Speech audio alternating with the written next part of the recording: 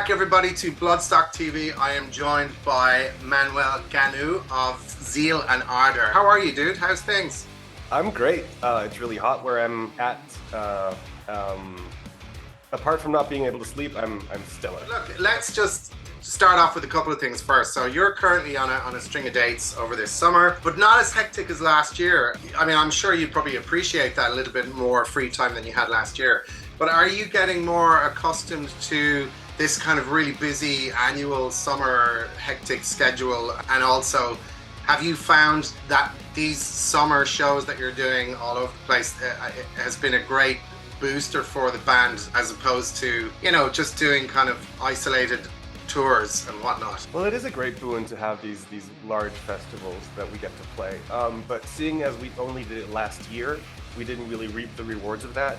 So I'm pretty certain that there's benefits to it, apart from, you know, us having a great time.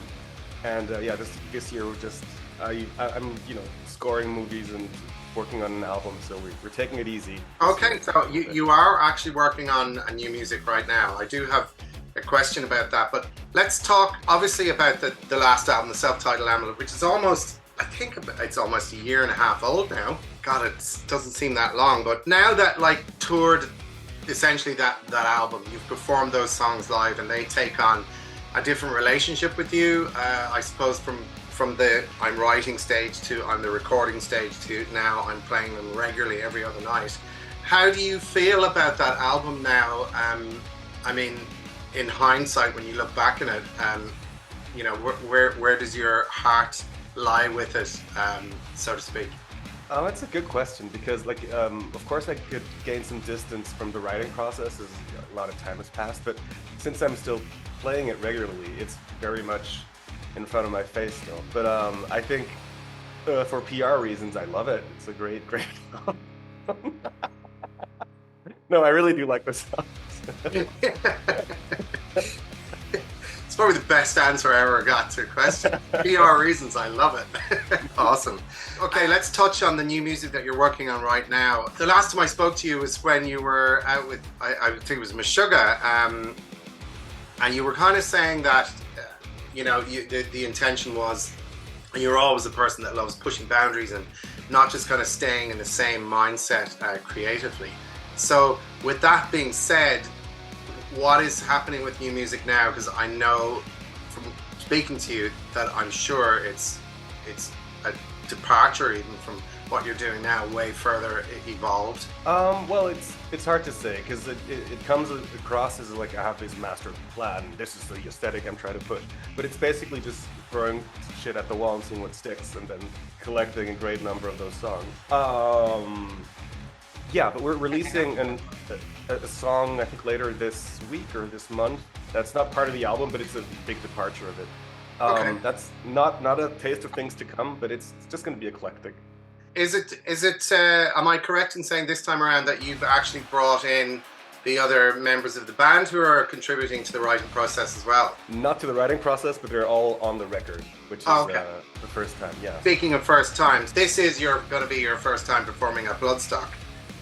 Yes. And my God, what a way to pop your Bloodstock cherry, which is going to just be, it's going to be absolutely fantastic. Now, I'm sure you've heard about Bloodstock, you've been keeping an eye on it over the years. Do you have any expectations about that particular show? Is it a highlight on your calendar? Yeah, because Bloodstock is obviously one of the hugest ones in the UK, and I try not to think too much about it because I just end up being nervous, and that doesn't really contribute to being good on stage. But I've definitely like had a keen, wistful eye towards that festival, and now it's really nice to be able to scream at people there. Are you the type of person that will kind of, like, you've got free time during the day, you'll go and check out a couple of the bands that are playing on the day? Have you seen anyone that's caught your eye on that Saturday? Absolutely, I'm that person. But what I do is I don't look at the program. I just kind of wander through the festival. Oh, okay. Because more often than not, when I look at a program, I just kind of gravitate towards bands I've already seen, and I don't get surprised as much. Now, the last time we spoke as well, as I mentioned a moment ago, it was on the Meshuggah tour. And it was actually almost this time last year, according to my records. But when you look back on tours like that, you know, Zeal Ardor is a band that can kind of fit in with just about anybody, and which is a really unique way to be. Obviously, it's not quite the audience. The Meshuggah audience would not necessarily be, just hypothetically, a Zeal Ardor audience. But do you look at kind of some of these shows or tours as sort of a challenge in a way, and does that kind of, do you feel that it's, you know, a strengthening sort of aspect for you, that you can go out there and conquer and just sort of tick that off your bucket list and say, well, I've managed to win over this die-hard, you know, post whatever crowd? Yeah, I mean, it definitely is a point of pride to a certain degree, and it's like the festival thing. I try not to think too much about it, because I mean, they brought us on. If we can't win them over, that's going to be terrible. Luckily, that hasn't happened yet, but that day will come. Mark my words. But I think it's something we talked about last time, whereas we were not categorized quite yet, but I feel like someday the day will come where someone's like, oh, you're that sort of band, and we're just going to play like weirdo festivals for the rest of our lives. Like Throbbing Gristle, just something really out there, like totally left fields. Are there any bands though for you personally? And I know you've got a really eclectic taste in music, but is there anyone that you would love to, you know, given the chance to tour with? And I know you'd love to tour anywhere and everywhere, because that's really what it's about, but is there any particular band that you'd be like, oh my god, man, this is like a dream come true? I mean, Bjork would be weird, because it's sort of a weird fit that it kind of is a good fit, seeing as she's an odd person. I don't know. That could be either the best or the worst experience of my life.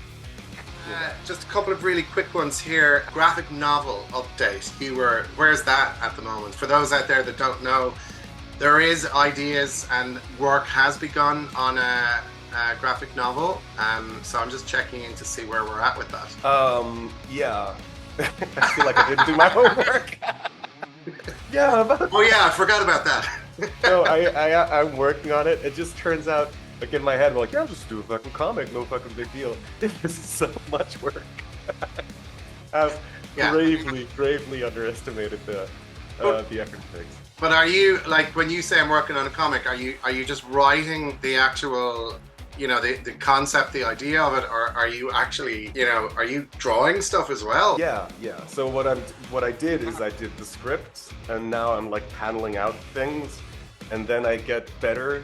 Like in the like the second third of the book, I'm like, well, I have to redo the beginning, because obviously that sucks now. And then when you go and do the beginning, you'll improve again, and you'll have to do it. So it'll just be this non-stop cycle. It's this Ouroboros type situation. Yeah. Not great. For those of you out there again who have not experienced Zeal Ardor live, trust me, you're in for a major treat. It's such a cathartic experience, very intense but very beautiful as well. For people out there, Bloodstockers and people that are kind of curious about what to expect from your live show, because it is an unusual setup. You know, you have your vocalists and your backing vocalists and whatnot, but where would you start someone with Zeal Ardor, saying this is a perfect example of, you know, this is a great example of what we are?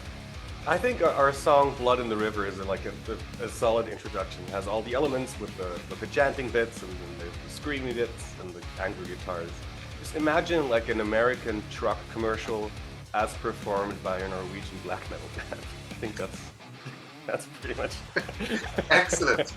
What are your thoughts on Nurgle's side project, Me and That Man? Like, what do you feel about that? Do you feel it's the dichotomy and the bipolar opposites to what he does? Is that something that interests you, say, more than Behemoth, say? I think I like both. I think there's something to be said about people who admit to liking more than one sort of music. And I think it's refreshing that Adam Nurgley is branching out like that. It's a fun romp. Why not? And it is great because it does reinforce the idea that it is okay to like and perform and experiment with many different types of music, and that's what we want, because that's how things evolve, obviously. and you're doing such a fantastic job of that in your own right as well. Again, touching back to a subject I'd spoken to you about before, and I'm very keen to find the answer to this, but Birdmask on vinyl, is that a possibility? That's Still in brilliant talks. timing. That's something that might happen very, very soon, actually. Wicked. Yeah. Awesome. Yeah. Awesome stuff. I'm judging by that you can't really go into much detail about it, but it's But just... that's a good thing. Yeah, in this Yeah, case, it it's a is. good I thing. know what that means. I know. Yeah. I've been in this game far too long.